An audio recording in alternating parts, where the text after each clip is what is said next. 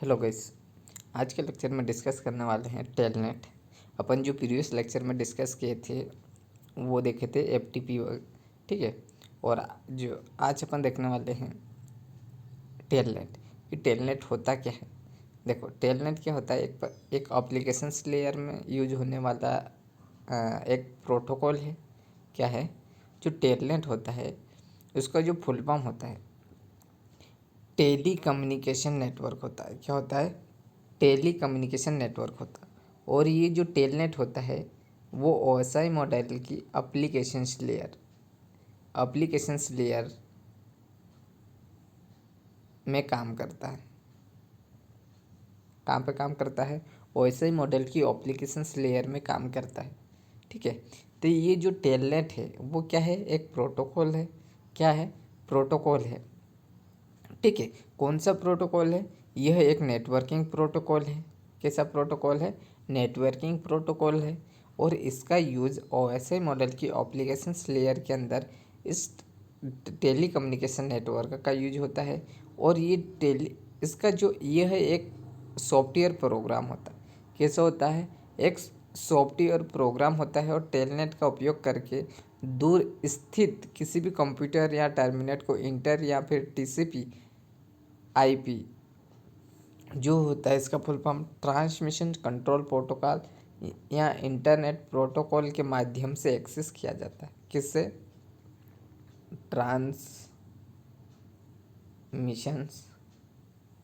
Transmission control protocol NIP, internet protocol. अब जो TCP है और ट्रांसमिशन कंट्रोल प्रोटोकॉल और आईपी इंटरनेट प्रोटोकॉल, इन दोनों प्रोटोकॉल के माध्यम से इसे एक्सेस किया जाता है, ठीक है। तो सीधा सा फंडा क्या है इसका? ये टेलीकम्युनिकेशन नेटवर्क होता है। यह एक नेटवर्किंग प्रोटोकॉल होता है, ठीक है। ये एक प्रकार का सॉफ्टवेयर प्रोग्राम होता है और टेलनेट का यूज किसी दूर स्थित किसी भी कंप्यूटर टर्मिनल को इंटरनेट या फिर टीसीपी आईपी के माध्यम से एक्सेस किया जाता है, ठीक है। तो यहाँ तक आप लोगों को समझ में आ चुका होगा।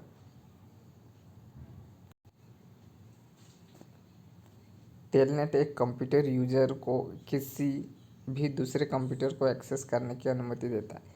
मतलब सीधा सा फंडा ये है कि जो टेलनेट होता है एक रिमोट कंट्रोलर होता है। कैसा होता है? रिमोट कंट्रोलर होता है।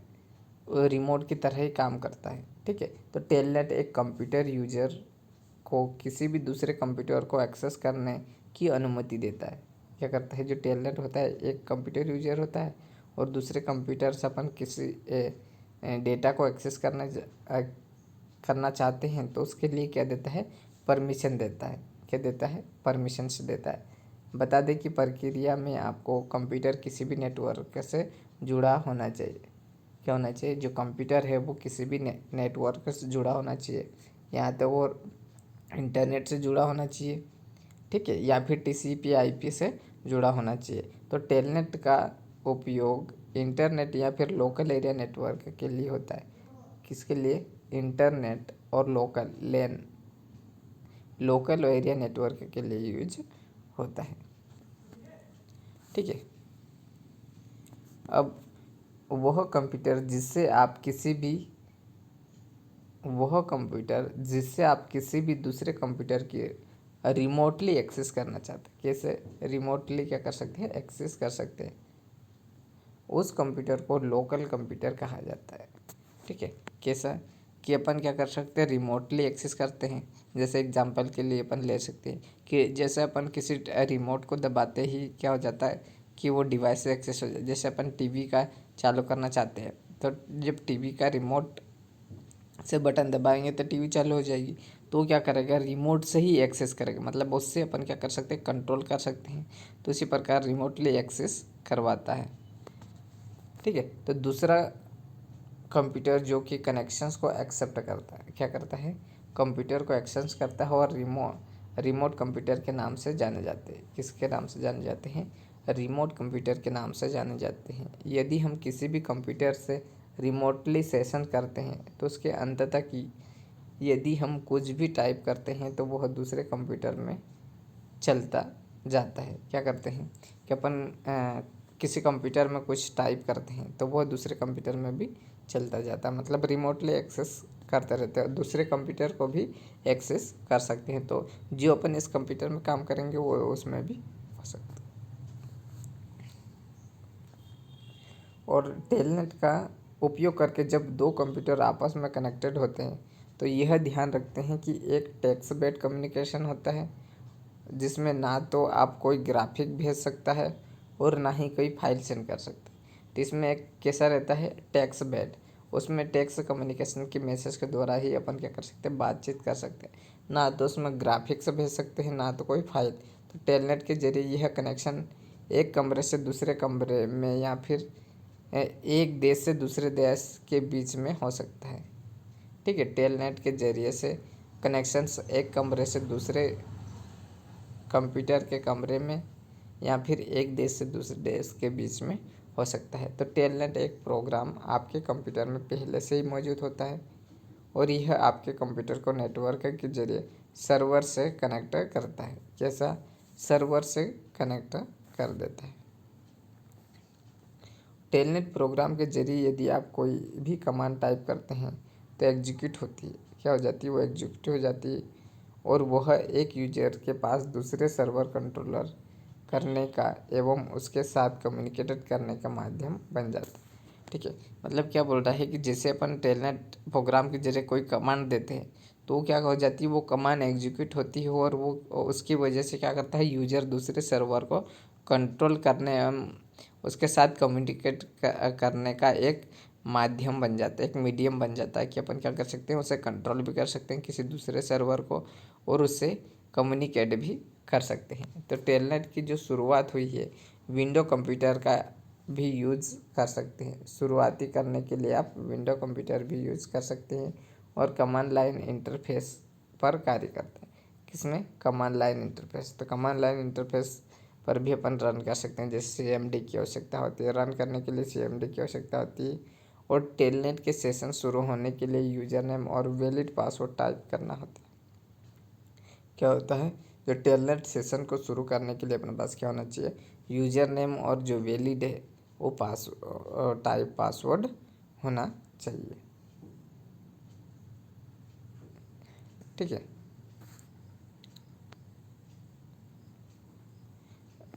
तो आज टेलनेट रिमोटली वेब सर्वर को कंट्रोल करने का एक साधारण तरीका बन चुका है। अब यहाँ पे देखेंगे कि टेलनेट का यूज क्यों करते हैं। टेलनेट का उपयोग कि टेलनेट यूज हम बता दें आपको फिर से कि टेलनेट एक सिक्योर प्रोटोकॉल नहीं होता। कैसा? सिक्योर प्रोटोकॉल नहीं होता है, लेकिन इसका अर्थ ये है कि कदापि यह नहीं है कि कोई भी काम नहीं है। आज टेलनेट का यूज किया जाता है और टेलनेट मुख्य रूप से निम्नलिखित रूप से इसके टाइप है कि यूज कहाँ किए जाते हैं। ठीक है, तो पहली चीज़ नेटवर्क डिवाइस को कॉन्फ़िगर करने में होता है यूज। किसमें? पहली चीज़ किसमें होता है? नेटवर्क डिवाइसेस को कॉन्फ़िगर करने में होता है। तो कई सारे मॉडर्न राउटर आज भी टेलनेट को एक्सेप्ट करते हैं। क्या करते हैं? बहुत सारे कई सारे मॉडर्न राउटर आज भी टेलनेट को एक्सेस करते हैं। अगर आप लेन से किसी भी टेलनेट से कनेक्शंस को कनेक्ट करते हैं तो आप पाइए कि टेलनेट इनकमिंग कनेक्शंस को एक्सेप्ट करता है। किसको? इनकमिंग, जो आने वाली कॉल कनेक्शंस को एक्सेप्ट कर देते हैं। ठीक है, और जिसका सीधा अर्थ ये है कि अगर कभी किसी नेटवर्क डिवाइसेस को कॉन्फ़िगर करने की आवश्यकता पड़ती है तो टेलनेट का उपयोग किया जा सकता है। ठीक है, तो यहाँ पे क्या होता है? नेटवर्क डिवाइसेस को कॉन्फ़िगर करने में यूज़ किया जाता है। तो कॉन्फ़िगर करने के लिए क्या होता है कि अगर किसी भी नेटवर्क डिवाइस में कॉन्फ़िगर करने की ज़रूरत पड़ती है तो अपन उसको कॉन्फ़िगर करने के लिए टेलनेट का यूज़ किया जाता है। ठीक है, दूसरा क्या है? दूसरा उपयोग ये है कि ऑनलाइन कम्युनिटी के साथ संबंध, मतलब ऑनलाइन कम्युनिटी के साथ एक रिलेशनशिप बनाना है। तो कई सारे ऑनलाइन कम्युनिटी के साथ आज टेलनेट काम करता है। क्या करता है? कई सारे जो ऑनलाइन कम्युनिटी के साथ भी टेलनेट काम करता है। यदि आप टेलनेट में टैक्स बेस्ड नेचर को देखें तो आप पाइए कि यह 70 के दशक जैसा ही दिखाई देता है, जिसमें ना तो किसी तरह से ग्राफिक भेज सकते हैं, ना ही उसे यूजर से इंटरफेयर कर सकते हैं, ना ही इमेज भेज सकते हैं। लेकिन ऑनलाइन कम्युनिटी के साथ टेलनेट काम करता है। किसके साथ? ऑनलाइन कम्युनिटी के साथ काम करता है। ये क्या करता है? टैक्स बेस्ड नेचर को देखता है और ये टैक्स मैसेज को ही भेजता है, जिसके लिए आज भी यूज किया जाता है। क्या होता है? इसके लिए आज भी यूज किया जाता है। तो ये तो ना तो ग्राफिक भेज सकते हैं, ना तो इमेज, ना तो यूजर से इंटरफेस कर सकते हैं, लेकिन ये क्या कर सकता है? टैक्स मैसेज कर सकता है। उस टैक्स मैसेज से अपन क्या कर सकते हैं? कम्युनिकेट कर सकते हैं। ठीक है। अब तीसरा आता है, तीसरा उपयोग कहाँ पे किया जाता है? डेटाबेस को एक्सेस करने में। तीसरा उपयोग कहाँ किया जाता है? डेटाबेस को एक्सेस करने में। तो कई साल पहले जो टेलनेट इंस्टीट्यूट के लिए काफ़ी महत्वपूर्ण था, जो लार्ज डेटा का यूज करते थे। डेटाबेस को एक्सेस करना, यानी कि टेलनेट डेटाबेस को एक्सेस करने के लिए महत्वपूर्ण जो इम्पोर्टेंट भूमिका निभाता है। उदाहरण के लिए जो 80 के दशक में इसका यूज इस्तेमाल लाइब्रेरी डेटाबेस के लिए होता था। किसके लिए? लाइब्रेरी को डेटाबेस को एक्सेस करने के लिए यूज होता था। लेकिन जैसे जैसे इंटरनेट का विस्तार होता गया तो डेटाबेस को वेब के जरिए भी एक्सेस किया जाने लगा। किसके जरिए? वेब के जरिए भी एक्सेस किए जाने लगा। और कई सारे प्रोटोकॉल कम्युनिकेट को टेलनेट सपोर्ट करता है। ठीक है। तो कई सारे जो प्रोटोकॉल्स होते हैं वो कम्युनिकेशंस को टेलनेट सपोर्ट करता है। ठीक है। तो ये इसके 3 यूज है। पहली चीज़ कौन सी थी? कि नेटवर्क डिवाइसेस को कॉन्फ़िगरेशंस करना। और दूसरी चीज़ कौन सी थी? ऑनलाइन कम्युनिटी के साथ संबंध बनाना। और तीसरी डेटाबेस को एक्सेस करने में। ठीक है। और उसके फ़ायदे क्या क्या हैं? टेलनेट के क्या क्या फ़ायदे हैं वो अपन देखते हैं कि उसके एडवांटेज ऑफ टेलनेट, कि इसका एडवांटेज क्या है। तो टेलनेट सबसे साधारण यूज में यह है कि इसका इस्तेमाल दूरस्थ कंप्यूटर को रिमोटली एक्सेस करने के लिए किया जाता है, यानी कि कंट्री टू कंट्री कनेक्ट करना, रिमोटली एक्सेस करना, या फिर एक रूम से दूसरे रूम में अपन रिमोटली एक्सेस करना। ठीक है। तो ये बहुत सिंपल से है कि बहुत दूर तक ये क्या कर सकते हैं? रिमोटली एक्सेस करने के लिए किया जाता है।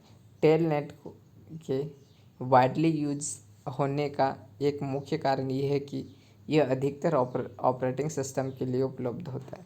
किसके लिए यूज होता है? ऑपरेटिंग सिस्टम के लिए यूज होता है। तीसरा, यूनिवर्सल यूज, इसका इस्तेमाल किसी भी कंप्यूटर में किया जाता है। यूनिवर्सल यूज जो टेलनेट है उसका यूज किसी भी कंप्यूटर में यूज किया जा सकता है। यहाँ तक कि वो 2 कंप्यूटर जिनके ऑपरेटिंग सिस्टम अलग अलग होते हैं उनके बीच भी कम्युनिकेशन करने के लिए स्थापित किया जाता है। ठीक है। अगर अपन कम्युनिकेट करना चाहते हैं, दो कंप्यूटर के बीच में कनेक्शंस बनाने के लिए कम्युनिकेट करना चाहते हैं और दोनों कंप्यूटर के पास अलग अलग ऑपरेटिंग सिस्टम हो, तो उनके बीच भी क्या कर सकते हैं? कम्युनिकेट करवा सकते हैं। नेक्स्ट है टेलनेट। टेलनेट के उपयोग से समय की बचत होती है। टेलनेट का यूज करने से किसकी समय की बचत होती है, क्योंकि इसी जरिए से कनेक्टिविटी इंस्टेंटली हो जाती है। क्या हो जाती? कनेक्टिविटी इंस्टेंटली हो जाती है, जिससे किसी भी टास्क को जल्दी से जल्दी पूरा किया जा सकता है। ठीक है। राउटर कॉन्फ़िगरेशन, क्योंकि राउटर टैक्स को ही इस्तेमाल करके डिटेल ट्रांसमिट करता है। क्या करता है? जो राउटर कॉन्फ़िगरेशन होता है वो टैक्स के आधार पर ही उसी डिटेल को ट्रांसमिट करता है और किसी भी प्रॉब्लम को टेलनेट के माध्यम से आसानी से सॉल्यूशंस किया जा सकता है। ठीक है। अब टेलनेट के डिसएडवांटेज क्या क्या होते हैं? वो भी अपन डिस्कस कर लेते हैं कि डिसएडवांटेज क्या क्या हो सकते हैं इसके, टेलनेट के नुकसान, कि टेलनेट से क्या क्या नुकसान हो सकते हैं। ठीक है, तो टेलनेट का पहला अनइनक्रिप्टेड डेटा एक्सचेंज, यानी कि अनइनक्रिप्टेड यानी कि इसमें कोई सिक्योर नहीं होता डेटा का एक्सचेंज करते समय। ठीक है, तो टेलनेट के जरिए अगर कम्युनिकेशंस कहीं कहीं लाभ है, वो वही उसका सबसे बड़ा नुकसान ये है कि डेटा टेलनेट एक डिवाइस से दूसरे डिवाइसेस पहुंचाता है तो यह अनइनक्रिप्टेड होता है, मतलब इसमें कोई भी सिक्योर नहीं होता। इसकी वजह से 100% सिक्योरिटी नहीं कहा जा सकता। इनक्रिप्टेड मतलब इसमें इनक्रिप्टेड नहीं होता, यह अनइनक्रिप्टेड होता है। ठीक है, मतलब इसमें जब डेटा अपन ट्रांसमिट करते हैं, एक्सचेंजेस करते हैं, एक डिवाइस से दूसरे डिवाइस तक पहुंचाते हैं, तो ये क्या होता है कि इसमें कोई भी सिक्योर नहीं होता है। क्या होता है, कोई भी डेटा सिक्योर नहीं होता है। Second, easier for the hacker to access, hacker क्या कर सकते हैं, इसे इजी एक्सेस कर सकता है। तो टेलनेट का उपयोग की खामी ये है कि हैकर के लिए भी एक्सेसिबल बना देती है, इसकी सिक्योरिटी वीक होती है। इसलिए किसी भी हैकर के लिए टेलनेट द्वारा हो रही कम्युनिकेशंस को रोककर उसे कंट्रोल करना यहाँ अधिक मुश्किल नहीं होता है। ठीक है, तो क्या होता है, हैकर के लिए इजी हो जाता है एक्सेस करने के लिए। तो जो हैकर है उसे आसानी से एक्सेस कर सकते हैं और उसमें जो सिक्योरिटी होती है वो नहीं होती, जिसके कारण क्या हो जाता है कि टेलनेट में जो भी कम्युनिकेशंस हो रहे हैं, जो भी बातें हो रही, उन्हें रोक कर क्या कर सकता है, कंट्रोल कर सकता है और उनके अकॉर्डिंग क्या कर सकता है, चेंज भी कर सकता है, तो मुश्किल में भी डाल सकता है। इसलिए जैसे जैसे टेक्नोलॉजी का विस्तार होता गया, सुरक्षा की वजह से समय के साथ साथ टेलनेट का यूज भी काफ़ी कम होता चला गया। ठीक है, टेलनेट का भी यूज काफ़ी कम होता चले गया। ठीक है, तो जितनी टेक्नोलॉजी बढ़ रही है उससे क्या हो रहा है कि टेलनेट का यूज, नेट का भी यूज कम होता जा रहा है, क्योंकि इसमें सिक्योरिटी नहीं होती, सिक्योर नहीं होता है जब अपन डेटा ट्रांसमिट करते हैं। Few the server connection, server few the connections कि धीरे मतलब कि कनेक्ट होता है सर्वर से। तो इसका एक मुख्य नुकसान ये है कि आजकल अधिकतर सर्वर में टेलनेट कनेक्शन एक्सेसफुली स्थापित नहीं हो पाता। क्या होता है, सक्सेसफुली स्थापित नहीं हो पाता। यही कारण है कि इसका यूज कम समय के साथ कम होता जा रहा। मतलब कि अगर अपन किसी सर्वर से कनेक्ट होना चाहते हैं तो ये क्या होता है, धीरे होता है, क्या हो जाता है, धीरे हो जाता है। तो सही समय पर यूज में नहीं आने के कारण ये क्या हो रहा है, इसका यूज कम होने लगा है। तो ये इसके 3 डिसएडवांटेज पढ़ लिए अपन ने। उम्मीद करता हूँ कि यहाँ तक आप लोगों को कोई भी डाउट नहीं आया होगा। ठीक है,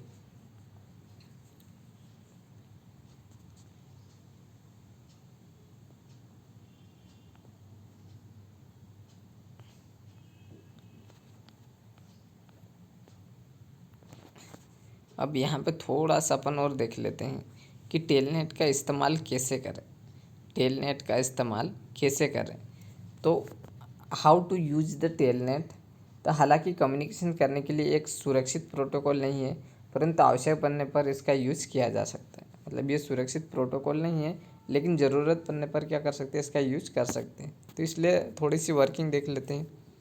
इतना एग्ज़ाम में नहीं पूछता है, बस उसकी डेफिनेशंस क्या है और इसका यूजेस कहाँ कहाँ होता है, बस ये देखेंगे कि कैसे यूज़ करते हैं। ये सारी चीज़ें नहीं पूछते हैं, लेकिन यहाँ पर थोड़ा सा देख लेते हैं। ठीक है, बस आपको टेलनेट इस्तेमाल कर करने की जानकारी होनी चाहिए कि विंडो 7 विंडो 10 किसी भी टेलनेट का यूज़ कर सकते हैं, किसी भी विंडो के अंदर किसी भी टेलनेट का यूज कर सकते हैं। हालांकि आपके वर्जन्स अलग अलग है, आपको पहले से इनेबल करना होगा। ठीक है, आइए स्टेप्स देखिए टेलनेट की इनेबल करने की। तो आप सबसे पहले क्या करेंगे कि विंडो कंप्यूटर को स्टार्ट की दबाइए और कंट्रोल पैनल सर्च करें। ठीक है, फिर यहाँ पे प्रोग्राम फ्यूचर ऑप्शंस पे क्लिक करें। एक ऑप्शंस आएंगे प्रोग्राम फीचर्स, उस ऑप्शंस पे क्लिक करें और आपको एक टर्न विंडो फीचर ऑन और ऑफ ऑप्शन मिलेगा, तो उस पर क्लिक करेंगे। क्या टर्न विंडो फीचर ऑन और ऑफ करने का ऑप्शन मिलेगा, तो उस पर क्लिक करना है। फिर उसके बाद टेलनेट क्लाइंट के चेक बॉक्स पर टिक कीजिए। तो जो टेलनेट क्लाइंट के चेक बॉक्स पर क्लिक करते ही आपको विंडो कंप्यूटर टेलनेट इनेबल करने के लिए ओके बटन कर देना है, ठीक है। और ये विंडो कंप्यूटर के टेलनेट इनेबल हो जाएगा और स्क्रीन पर यदि किसी भी तरीके के विंडो कंप्लीट रिक्वेस्ट चेंज करता है ऑपरेशंस, तो आप उसे डायलॉग बॉक्स को क्लोज कर सकते हैं, ठीक है। तो ये सारी चीज़ें आप लोगों को समझ में आ चुकी होगी। उम्मीद करता हूँ कि आप लोगों को ये लेक्चर पसंद आया होगा। ओके।